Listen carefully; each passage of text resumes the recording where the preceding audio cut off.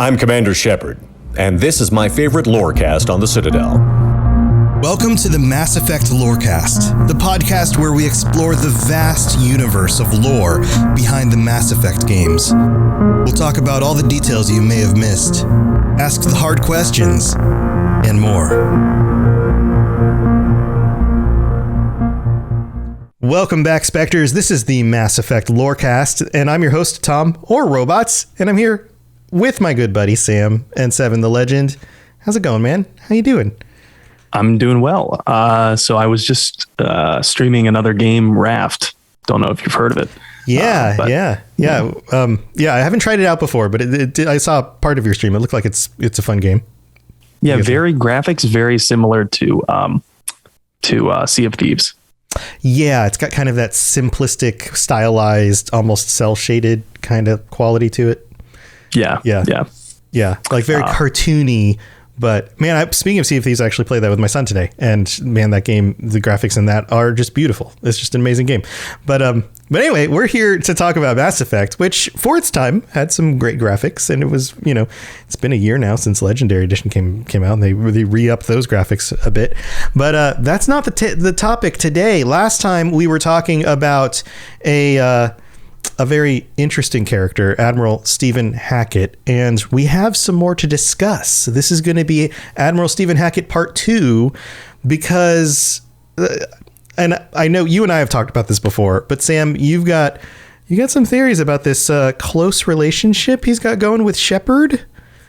Yeah. And, last time when we left off the last episode, I realized after the fact that my tease for this episode last week insinuated that we were going to talk about a Hackett and Shepard romance. It's hot. Steamy. I mean, either if you're a male or female Shepard, I mean, in both cases, I don't look at, or at least if I'm role-playing my character, I don't look at Hackett as like, what a hottie, I want to hook up with him, Yeah. Every time he, message coming in, the hairs on the back of my neck raised up. Yeah, it's all business with him. There's no pleasure. Yeah, it's like 50 Shades of Hackett, right? Ew. Oh God. No. So that wasn't my intention, and but I guess we can work it in at some point. I don't know. I guess real quick, I think there probably are some people out there that are really into the grizzled old guy, ultra serious thing because they feel like, I can crack that nut. He's got the Clint Eastwood look. Yeah, a bit of that. Yeah. But it's not my thing. I guess not my thing. Yeah, I'm recoiling at the notion personally, but we'll try to get there. But no, what I was going to say about Hackett and his oddly close working relationship with Shepard. It's a bit odd how close Hackett works with Shepard, considering how they're not really in the same command structure. I mean, the 63rd Scout Flotilla, which is what the Normandy is part of, that does fall under the 5th Fleet, right? But it's not like, with Shepard being a Spectre, it's not like Hackett's his boss, per se. Right, yeah. Or her boss, or their boss. Their boss, sure. While I'd be willing to say that Hackett is just using Shepard to get errands done for him, it seems like Hackett cares more about Shepard than that, than just, having an errand Spectre. Or somebody who's easy to bring in that's going to solve the problem. Somebody, you know how it is in any business. The command structure of the business is secondary to when you learn the personalities and who to go to for what.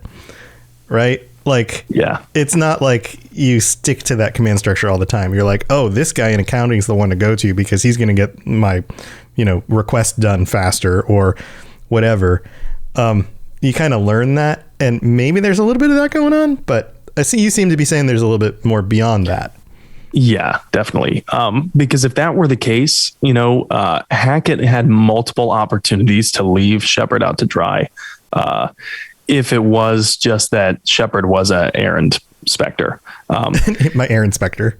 Right. This is my errand Spectre. If that was the case, I am Aaron Spectre. Your errand Spectre, Aaron. Aaron. The Aaron Spectre. Aaron Erinaaron. That's the first and last name. Your air inspector. Aaron, the air inspector. I'm going to inspect your air. Your Aaron, your air inspector, here to inspect your air. Perhaps with that first theory we were talking about, Hackett wants to be in Spectre Aaron. Oh, God. Maybe. Potentially. No. We're going to backpedal away from that one as fast as we can. And because I was going somewhere with that point. If Hackett really didn't care about... Hackett was coming from somewhere also. Oh, no. You were going... He's going... Oh, man. No. Entendres. All right. Moving on. If Hackett didn't care for Shepard very much, then there were opportunities for Hackett to leave them out to dry. Shepard comes back from the dead, right? And is seemingly working with the elusive man, e.g. Cerberus, who, as far as the Alliance knows, at this point is really nothing but a terrorist organization who was siphoning Alliance funds. That's as far as Hackett and the Alliance would know. And they would think, well, this is also the terrorist organization that was experimenting on some of our soldiers and had killed an Admiral Kahoku. So this is like not a good crowd to run with. Yeah, I can see that he would have some issues with that. Right. And then to hear that your Spectre and your golden poster child for, what humanity's military should aspire to be comes back and is working with Cerberus now, like, holy crap, right? Yeah. A side note real quick, and I know I've done a lot of side notes already, so I'll try to limit this. I did share a post on Twitter earlier of the elusive man, like the little model that you can buy. It's really high quality. It looks amazing. But then I also noticed for the first time, I actually paid attention to the chair he's sitting in. Do you know what the chair is that he's sitting in? When he's in front of the big window with the space stuff in the background, the bright lights and stuff, and he's sitting in his chair. He's always kind of reclined and got his, cigarette or whatever. Yeah. That is the most uncomfortable looking chair. You would think with somebody with as much money and influence as him, you get a more comfy chair. That thing just looks terrible. Yeah, it does not look ergonomic whatsoever. Not at all. Anyway, that's my side note, but go on. No, I noticed that. I think they put him in a very pragmatic chair for a reason. Right. It was like a reflection of his personality, right? Right. Right. But he sits in it a lot. But it's such a contrast because he's got the the expensive looking glass of bourbon or scotch. I forget which one it was that he drinks. And then he's got the cigarette. And he's got a very nice, pristine suit. Yes. And then he's in a very rigid looking chair that nobody would ever want to sit in for more than 5 minutes. Right. Maybe because he's a rigid person. Maybe he's just got a hard ass. He is a hard ass. Well, there you go. That's the solution. You are what you sit in. You are. That's what we know. What am I? I've got one of those like mesh seats. I'm a mesh. I'm a mid-tier quality gaming chair is what I am. Cool. That's all right. Very, very cool. We drove this off the side of the cliff enough. Let's go back to what we were talking about. So Hackett would basically just see that this is not a very good scenario, and why would we're learning that Hackett cares more about Shepard, because if Shepard was just the Aaron Spectre, then why would Hackett put up with this? Why would Hackett put up with Shepard coming back from the dead and being, working with the terrorist organization that killed an admiral, experimented on soldiers, siphoned Alliance funds?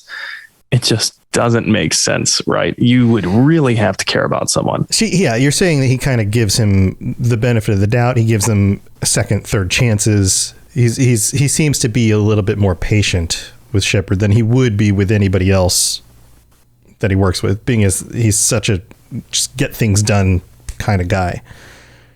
Well, it goes one step further than that, I think.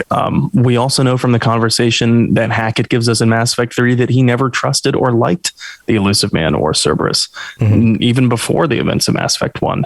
So given the email correspondence that we find in the Shadow Broker's dossier file for Hackett, we can assume that Hackett was protecting Shepard for more than just to preserve an errand or poster child. Here's that email that I was talking about. What voice? Who's this by? This is from Major Caleb Antonella to Admiral Stephen Hackett. What does Major Caleb sound like? I'm imagining just, like a no-nonsense intel guy. I think Caleb, everybody I've known with the name Caleb is from the South. It's a very Southern, it's like kind of a biblical name. Like a Southern gentleman? Is that there? Yeah, sure. Is that what you're saying? Yeah. Why not? Southern gentleman. Yeah.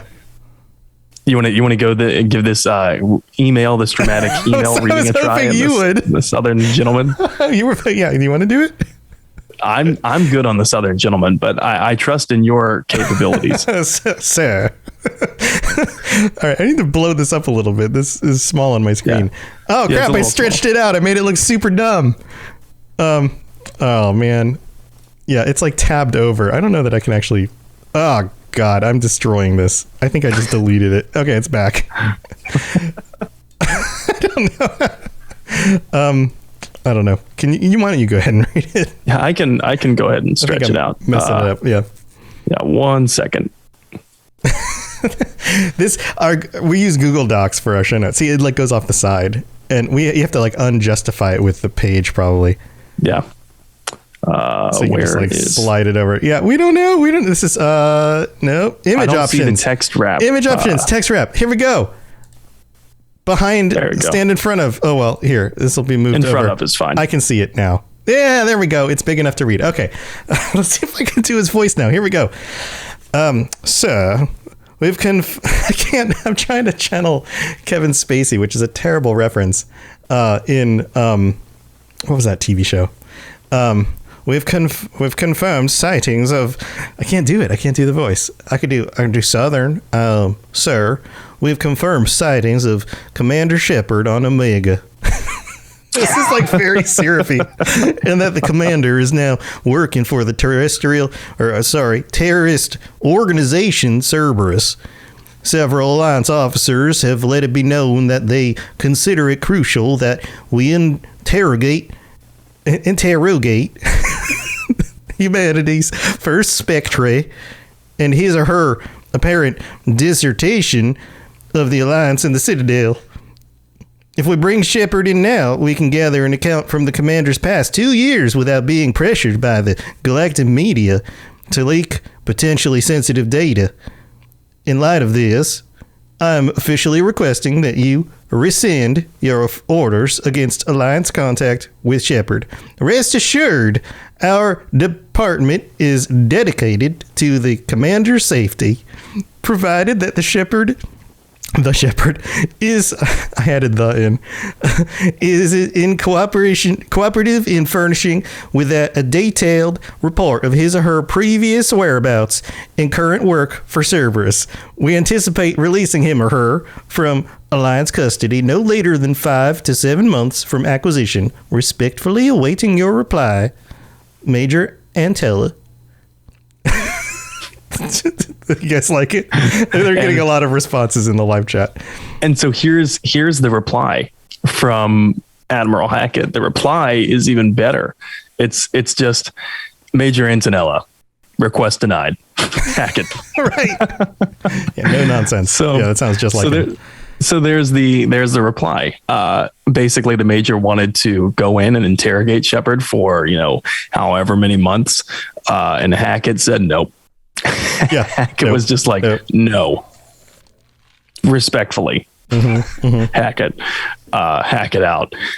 So the clear protocol here would be to allow Alliance forces to bring Shepard in for interrogation, but either Hackett knows something that they don't, or Hackett personally trusts Shepard, or he's really more cunning and patient than we thought, and Hackett thinks it's best to monitor from afar without giving away their presence. That's another possibility. Yeah, that's true. He might be playing it kind of close to the chest, just being cautious.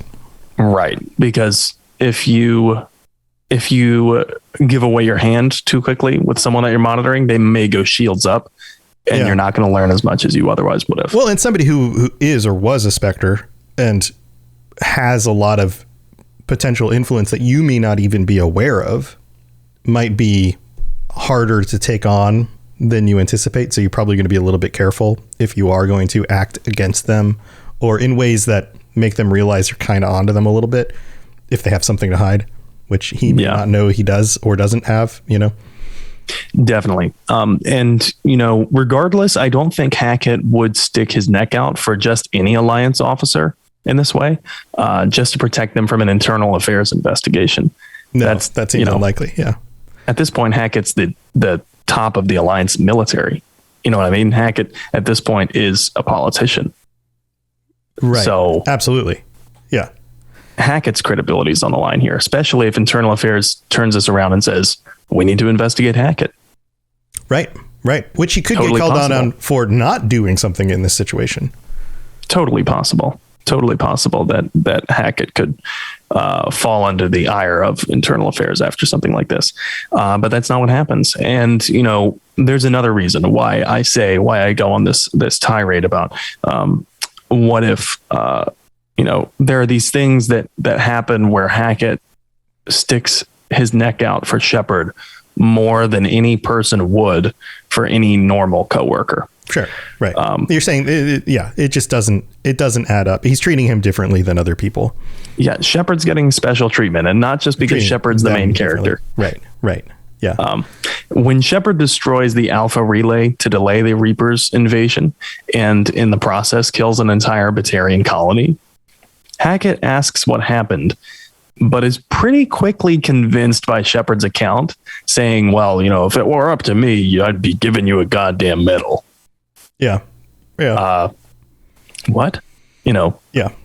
So there's a certain level of affinity and respect required, I think, to be able to so easily trust Shepard's narrative and excuse what seems to be a war crime of massive proportions that could lead to another war in the Scalian Verge. Right. But judging from their backgrounds, and I guess there's a few different options with that, it seems like it would make sense why Hackett would side with Shepard. And this kind of connects to this. I've had this happen with people who are in, I don't know, superior positions to me or whatever, that they just have a sense of like, you're my guy, you do things the way I would do them. And so I'm going to give you a little bit of the, whatever. I'm going to side with you a little bit for this. I just kind of feel like we've got that connection. I don't know. Right. Giving someone autonomy because they have that credibility. Right. Like if I were in your shoes, I probably would have made that decision too.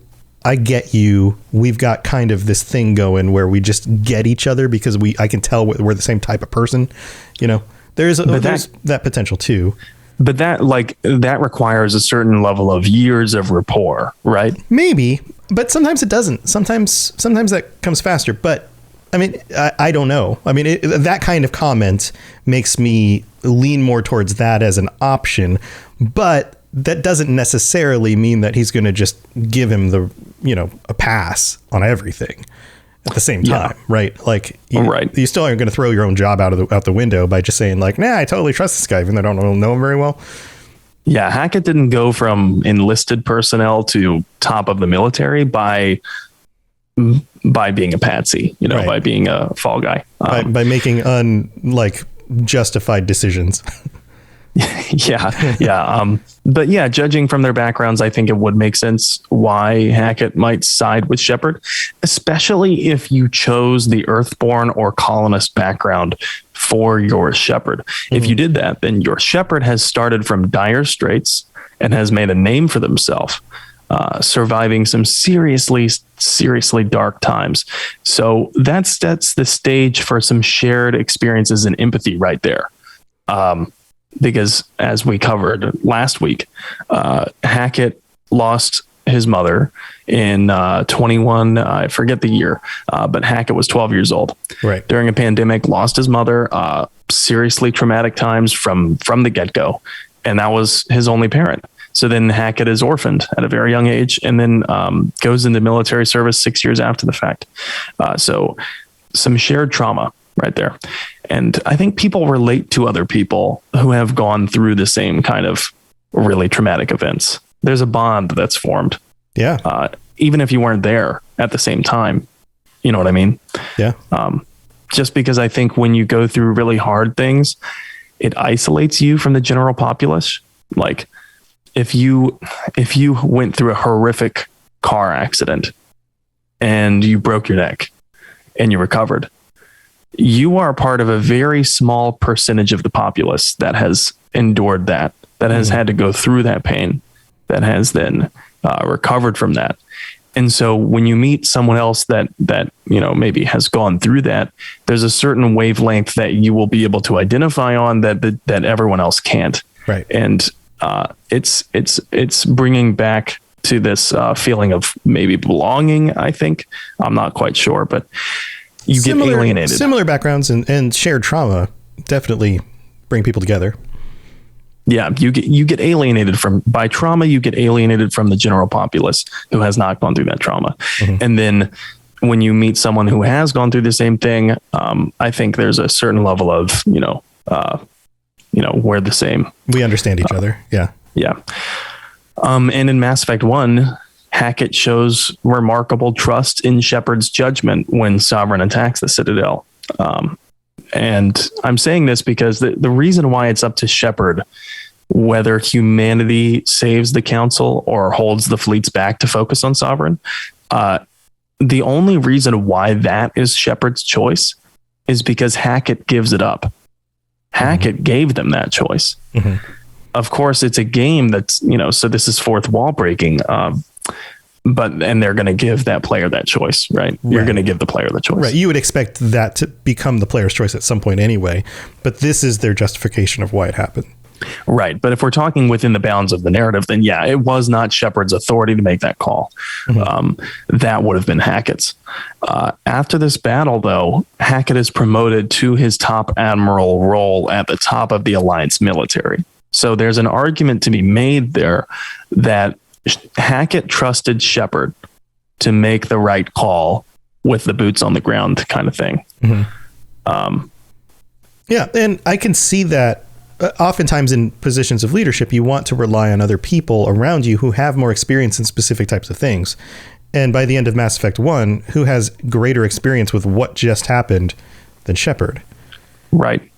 I also think that Hackett's background as an enlisted personnel has something to do with this, because from what I've gathered, having worked around service members, having worked around the military for so long, the people who were prior enlisted and then went on to be officers, they understand what the value, they intrinsically understand the value of the perspective of the boots on the ground, the people who are there, right. the enlisted folk. Right. And I think they make better officers, honestly, from what I've seen. Yeah. And Hackett is one of these people, and Hackett understands the value of the boots on the ground, and Shepard is the ground's eye view of what's going on. So Hackett relinquishes that call to Shepard in a remarkable way. And Shepard makes the call, whatever you choose. Shepard makes that call, and the outcome of that call leads Hackett to being promoted to the top of the military. Yeah. Interesting point. The same thing happens in business, managers who have done the roles below them, quote unquote, and understand what that actually takes to do are better managers because they respect the boots on the ground perspective rather than management who's just kind of ended up in roles and they don't really understand what it's like to be doing the groundwork level stuff. But yeah, I totally get that. Well, what do you say we take a mid-break? And I know you've got more details here because I feel like this is going somewhere. So we'll go thank our patrons and we'll be right back. Message coming in. Patching it through. I am sovereign, and this station is mine. I like the sound of that. All right, here we are in the middle of the show. This is where we get to thank our patrons for being so freaking awesome. You guys are insane. We have I see 4 new patrons. I know you counted 5, but I see 4 right now that we need to call out for signing up. Whittier Frog, Kira C, Kolka Shins, and Cyclops 88. Thank you for joining us. And this includes 2 of you who are now tier 5 Shepard level patrons who get calls out every week. And we're just going to go down the list here. Kalika Shins is now on that list. Captain Shanko, Kira C, Larry, Lieutenant Tocino, Pipeman Studios, and William. Thank you for being here and supporting us every week, and for being our top tier 5. We don't have a tier 6 patron yet, but maybe one day that'll happen. Tier 5 Shepard patrons. That brings us up to a total of 52 current patrons. And we appreciate you guys. Thank you so much. If this show is helping you get through your workday, it's helping you enjoy the games more, it's helping you do your workouts and just drive to work or anything at all, then we'd love it if you go to patreon.com/Mass Effect Lorecast. Check out the different tiers. Maybe you want ad-free episodes. Maybe you want a t-shirt. Now, the t-shirts are pretty freaking cool looking. Everybody wears them whenever we do our patron chats. And Captain Lyle in chat says, I got my t-shirt the other day. Well, thank you, Captain Lyle. That's awesome. I love seeing pictures when people get them and get to show them off, because I don't have one. But thank you to everybody. Also, we would do reviews, but we're going to save that for the second episode this week. So stay tuned for that in a little bit. Any other words or thoughts, Sam? I think I'll save mine for the next one when we talk about the reviews. All right. Sounds good. Let's get back to the rest of the show. Spit it out, or are you trying to build suspense? You're so dense, sir. Obviously, I do not know as much about human relationships as I thought. So, we were talking, and you're painting this picture that Hackett identifies with Shepard on kind of a closer, more interesting way than just the average enlisted person. Yeah. And I think so. There's more to the similarities between them than just what we've mentioned. Hackett is also tasked with some of the hardest choices from the Reaper War, not just Shepard. Shepard's not the only one making tough calls. We learn from Hackett that after the Reapers blitzkrieg Arcturus Station and they catch humanity by total surprise, he makes the impossibly tough call to sacrifice the Second Fleet to allow the Third Fleet and the Fifth Fleet to escape. I mean, imagine sacrificing an entire fleet to allowing two to get out of there. Well, it may have been one of those situations where it was either lose some or lose all. So you're going to lose some so that you can keep others safe. And definitely, that's never an easy call. I mean, okay, Second Fleet, you're up. You guys are going to have to take this one for the rest of us to survive. Like that's hard. It was such a grand scale that Hackett tells us this meant that he presided over the worst military defeat in human history. Yeah, well, yeah, that totally makes sense. Holy shit. Yeah. All right. Nominally, that's certainly true. And it seems to weigh on him. Nevertheless, he doesn't really let it stand in the way of what needs to be done, though. After his decorated career, I'd venture to guess that this isn't the first tough call he's had to make. And he's watched as Shepard has made some really tough choices that are similarly devastating to their psyche. Hackett has the empathy for the burden of command, I think. Mm-hmm. And I don't know a better way to put that beyond, command has its own responsibility and has its own perks. But at the end of the day, those people's lives are on your hands. Yeah. Every time you make a decision and somebody else's life has to be sacrificed, that's going to weigh on you. And yeah, I totally get that. Yeah. If you're a good person, I guess. If you're not a good person. If you're empathetic. Yeah. If you're not a psychopath. Sure. Yeah. Which I don't think Hackett or Shepard are psychopaths. No, not at all. But and that's the interesting part, right? And we were talking about if you chose the Earthborn or colonist backgrounds, but if you chose the spacer background, here's where things get really spicy, right? Okay. Just bear with me here. Spicy spacers. Here we go. For the spacer background, both of your parents are lifelong service members, right? We know this. Shepard spends most of their life aboard starships. We also know this. For the spacer background, you also have contact with your mom, Hannah Shepard, throughout the 3 games.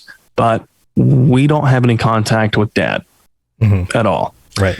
Which leads us to believe either he's 100% out of the picture for some reason or not alive anymore. But we don't really know, right? There's no explanation. There's no explanation on what happened to Dad. He could be dead. He could have been killed in action. Or maybe he abandoned you. Maybe he's just a deadbeat and disappeared and never to be heard from again. Sure. Right. So regardless, he's out of the picture. Maybe he abandoned Shepard, or maybe not. Don't you think it's a little odd how Hackett takes to Shepard right away?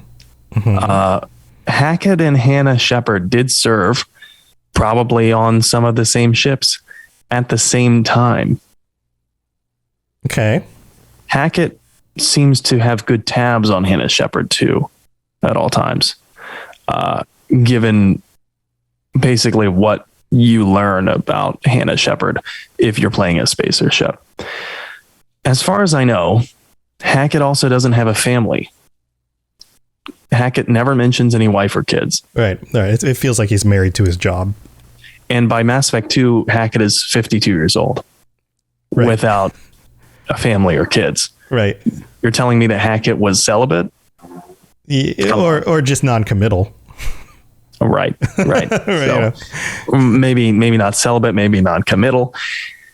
Even still, he'd have to have been, Hackett would have to have been Hannah's commanding officer at some point, meaning that there was probably some fraternization that could have occurred. Okay. And, you can see where I'm going with this. Yeah. If there was the fraternization that occurred, there's all the more reason to keep it hush hush, right?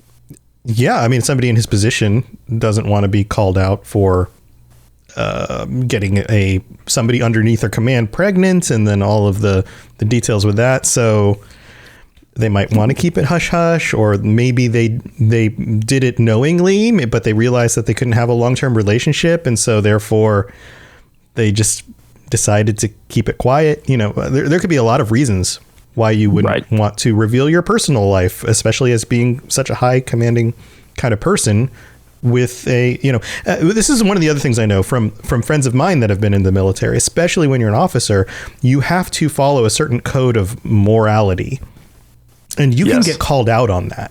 If you are doing things against that code, you can that can absolutely end your career. Yeah. Actions unbecoming of an officer. Yeah. It's a real thing. Yeah. So maybe that's a thing.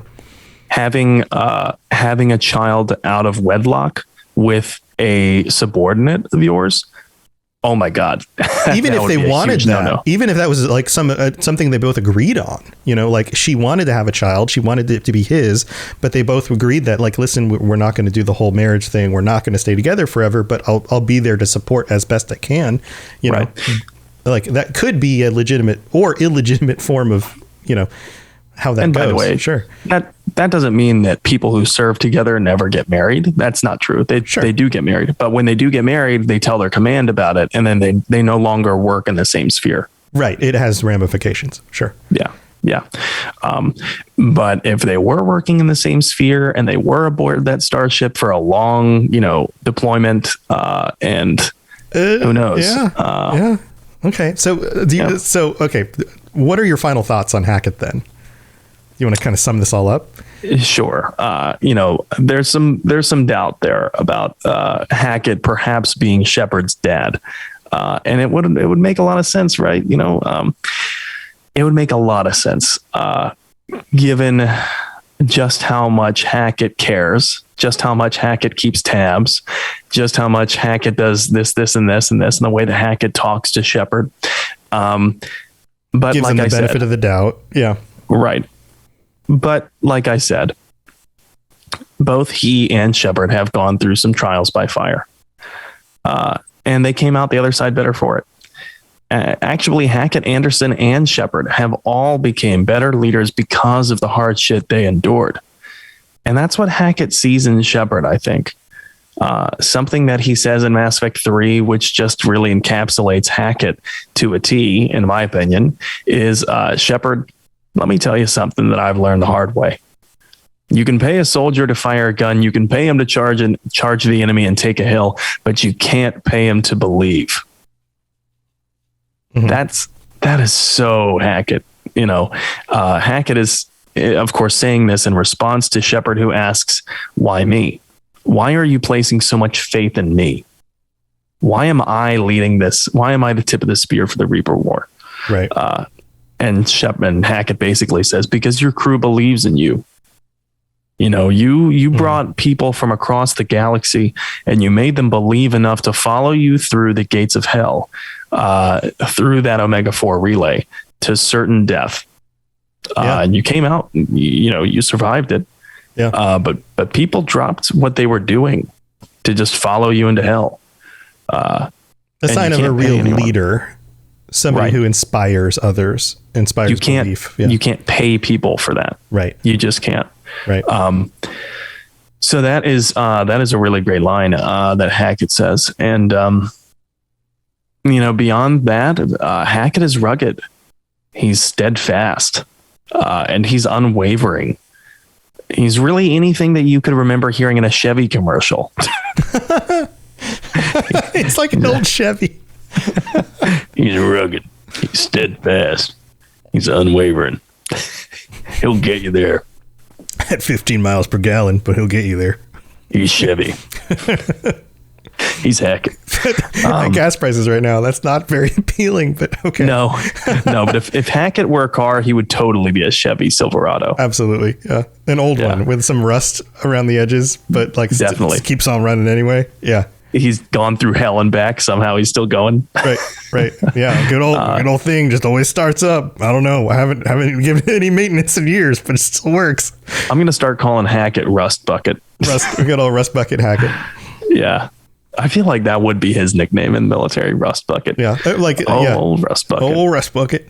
Yeah. He's pragmatic though. And he's patient, but he's firm. Even though he's patient, he's firm in his moral compass. And it seems he's got this gentleness about him that it's like I don't have kids, but if I did, I'd feel good about leaving my children with him. You know what I mean? He's rugged and he's got that grizzled veteran look, but he's responsible and he's got that gentleness that he's kind of a teddy bear. Yeah. It's inside them. Yeah. I bet he'd be an amazing grandpa. Oh, totally. He's also the first one who's going to teach you to shoot a gun. Definitely. Yeah, absolutely. And teach you how to kill someone with your pinky finger or something. Right. Yeah. Well, this is how you fillet a fish, kid. Here's a knife. Whoa! That's the biggest knife I've ever seen, Grandpa. I'm only 7. Doesn't matter. It's time to fillet a fish. Here we go. We caught it. Time you learn. We caught it. We killed it. We got to prepare it. Let's do this. Yeah. And here's how you fillet a Turian. By the way, learned this one in the First Contact War. We eat Turians? Oh man. I bet he probably wasn't above it during the First Contact War. I bet they taste like chicken. Yeah. Yeah. He apparently did some really impressive shit during the First Contact War too. So who knows? Maybe he did eat a Turian. Maybe really tough chicken, but still chicken. He's a grandpa who can devise a million ways to kill you and exit the room unscathed if he wanted. And now he's just John Wick. He's John Wick grandpa version. Yeah, he's Grandpa John Wick. Mm-hmm. Yeah. And, while we're on the topic of his personality, I think this clip of Hackett's, when he delivers the final speech to the fleets in Mass Effect 3, I think it says more about him than we could ever say. Mm-hmm. So we got this clip and we're going to play it. Let's do in the ad. Here, let me get through the ad real quick. Okay, yeah. Stupid YouTube with your ads. Basically, to paint a picture for people, this is when Hackett boards the Normandy in Mass Effect 3. And so this is the first time that we see Hackett in person, I think. Actually, no, it's not. It's the second time we see Hackett in person. First time if you did not play the Arrival DLC. But this is the second time. All right, here we go. We're pulling it up. So there's a lot of weight. Commander, Admiral, are you ready to bring the might of the galaxy to bear on the Reapers? Yes, sir. Then let's make sure the fleets are ready.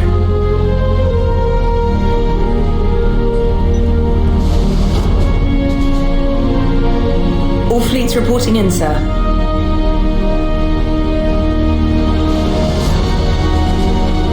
Never before have so many come together from all quarters of the galaxy.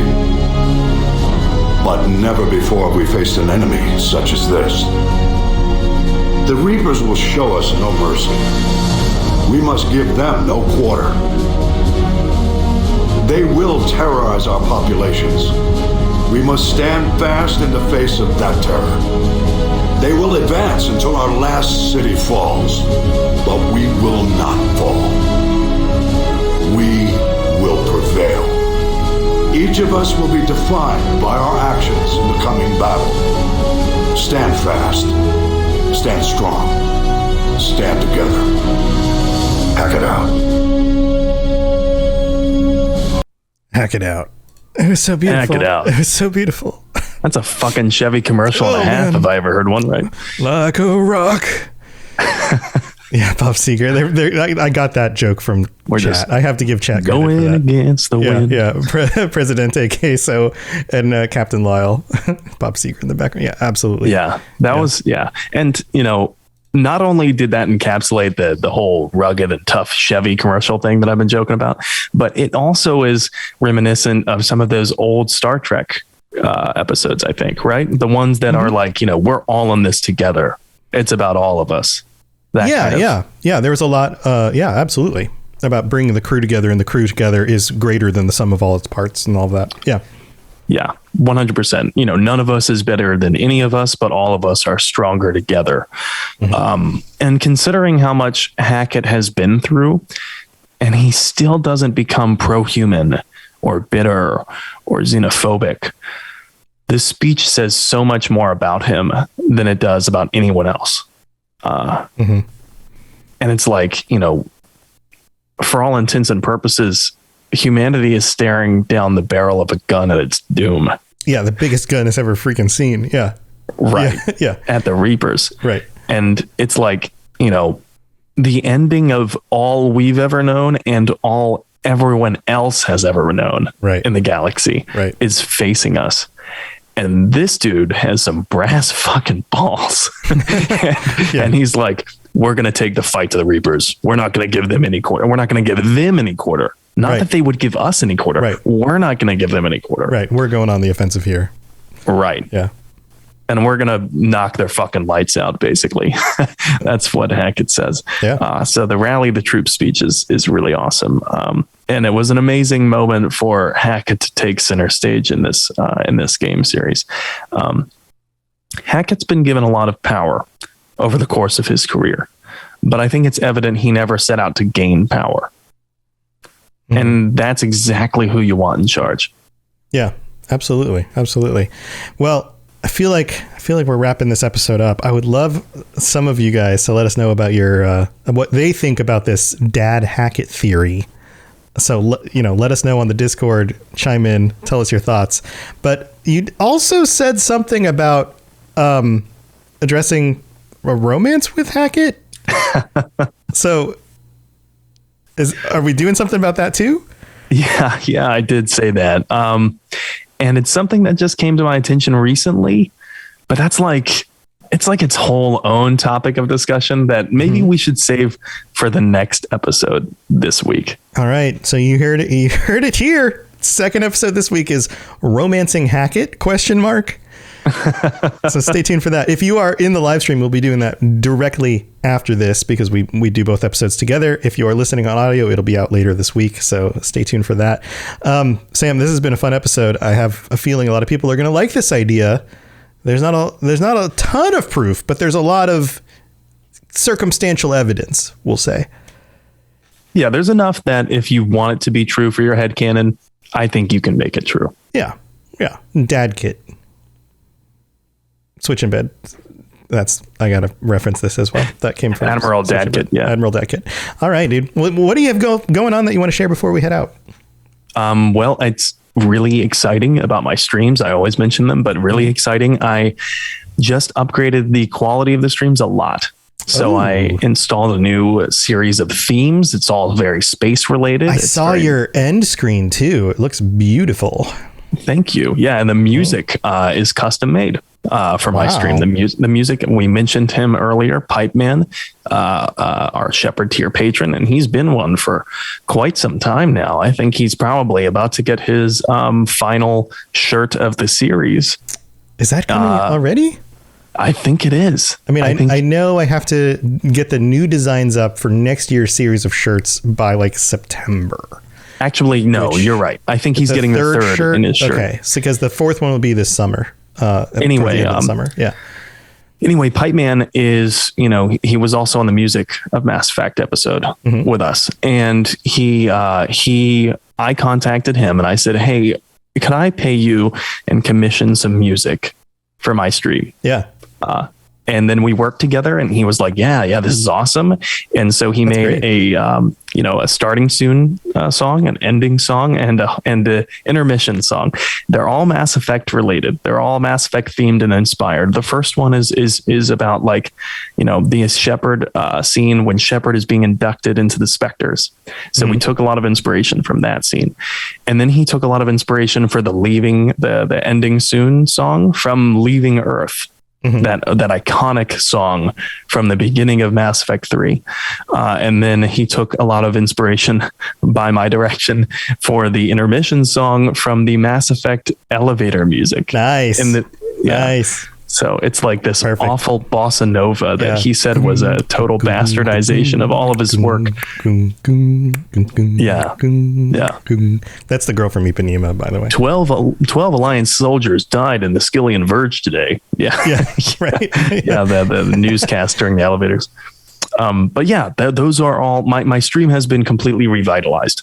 And I also bought some new sub badges today that are Mass Effect themed. So if you'd like to check those out, my long way of me plugging my stream, but come see my streams at N7 the Legend on Twitch and same handle on Twitter. Yeah, go check it out. Go check out his stream. You can follow me on my streams. Whenever I get a chance to stream, I'll stream some games and things just kind of at a random schedule. Sam is so much better at keeping to a regular schedule than I am, other than the shows, which also show up on the Robots Radio channels on Twitch and YouTube and Facebook. I multi-stream across all of those. And I've got the rest of my shows going on. If you're looking for more podcasts that I do a bunch of Lorecasts. Lord of the Rings is the newest one, but also Fallout and Elder Scrolls and The Witcher.